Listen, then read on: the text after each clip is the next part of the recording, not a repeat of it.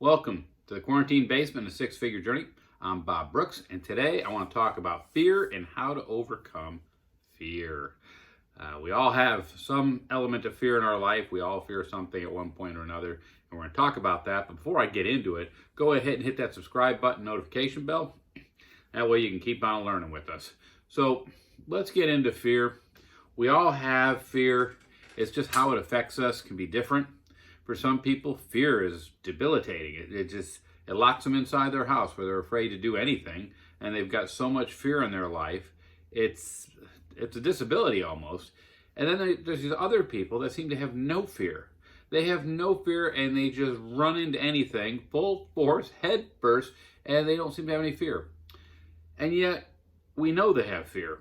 Everybody has fear, but the truth is how you handle your fear and how you look at your fear. You can look at fear like most people do, and I've done it most of my life. We look at fear negatively. We look at the negative side of fear, and that's like, for me, I've always been a people pleaser. I wanted to make people happy because when they're happy, they can't hurt you.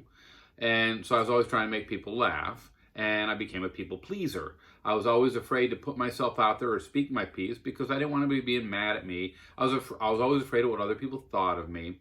I didn't ask the pretty girl out because I was afraid of the rejection of the no, because I was very insecure on myself. And the fear was always, what if she said no? And the other side of it was always, I never spoke my piece because I might offend somebody. But if we flip that and say, what would happen if I stepped into my fear?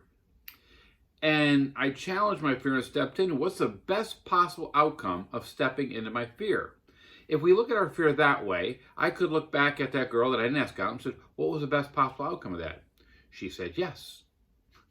And then we had a date and we went out and life might have been different with her. I'm glad where I am today, but the truth is back then I let fear stop me from doing something.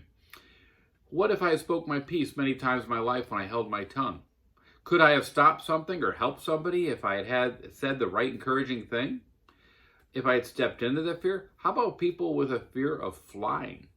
What if you stepped into that fear and got on that plane?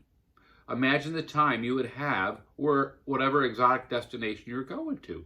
It would be much better than sitting at home. You'd have memories that last a lifetime. You'd experience things you never experienced before, all because you stepped into the fear. So instead of us looking at fear in the negative way, which for some reason we're conditioned to do that, we look at everything negatively. If we looked at it positively and started asking ourselves, what happens if I step into that fear? Let's take a home-based business. I've been involved in home-based business for many years. And one of my biggest problems was prospecting and finding new people.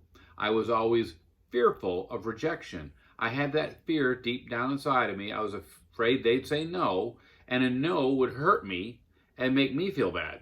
So I didn't want the no's, so I never faced that fear. But if I looked at it and said, what was the best possible outcome of stepping into that fear and facing it, stepping into it, they might have said yes.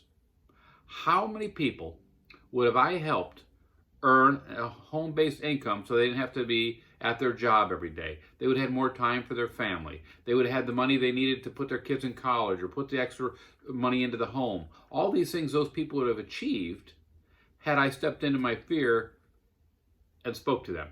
But my fear was debilitating. There's another side to fear that we have to recognize. It's not just the fear of doing something that keeps us doing it. It's also a little deeper. It allows us to have an excuse for not succeeding. Well, that fear, I never overcame that fear. That's why I couldn't get where I wanted to go. So it gives us an excuse. It's playing it safe.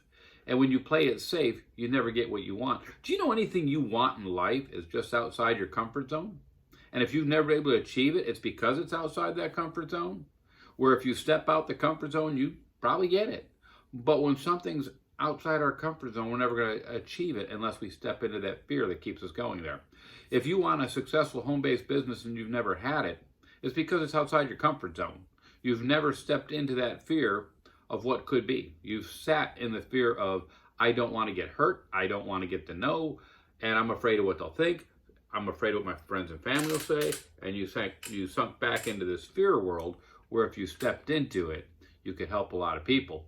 So fear is a really interesting animal, and the more you look at it, the more you realize it's nothing real. It's preventing you from stepping into what could be. And if you face that fear and just go at that fear and say, you know what, I'm going to look at it a different way and say, what's the best possible outcome? And you could even write it down. What's the best possible outcome if I start connecting with people or talk to that person I want to talk to? What's the best possible outcome? Write that down. And then look forward to that outcome and go see that person, talk to that person, do that thing you want to do.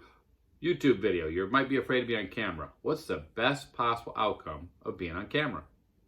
You build a huge audience, and from that audience, you engage that audience, you build a huge business, or you just have a lot of people listening to what you have to say because we all have value, and you might have something that really touches somebody and helps somebody's life.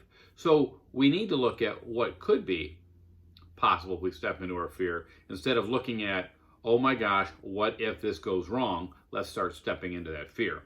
I know it's not easy. I know there's people that struggle with fear at a deep, deep, deep level. But the truth is, it's not real, and we just need to look at what could be. So for today on Monday, look at your day of what could be today if you do that thing that scares you. What could be the possible best outcome? Anyway, that's all I got for Monday. We'll see you Wednesday morning. Have a great Monday. Thanks for watching. Again, go ahead and hit that subscribe button.